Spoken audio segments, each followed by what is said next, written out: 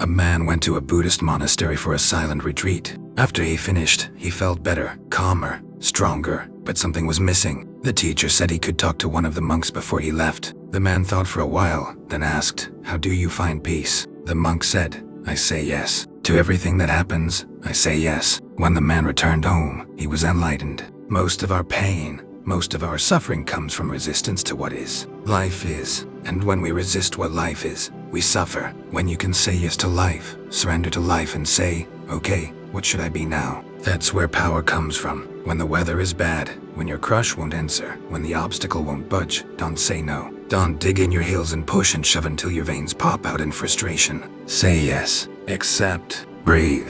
Life is flowing. Always. It's us trying to swim upstream. Let the current carry you instead. The girl at the river.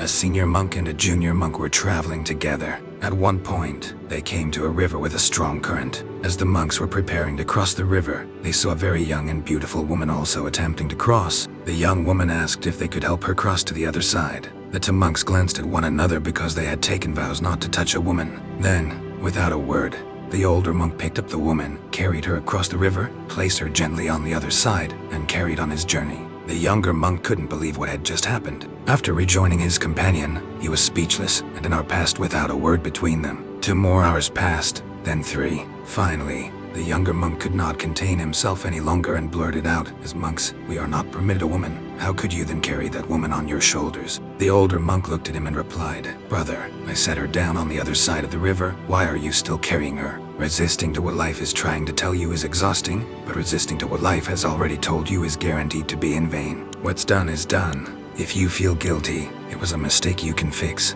If you feel ashamed, it was a mistake you shouldn't repeat. But regret, that's just dragging a past event into the present. It's a toxic attempt to twist reality, and it always backfires.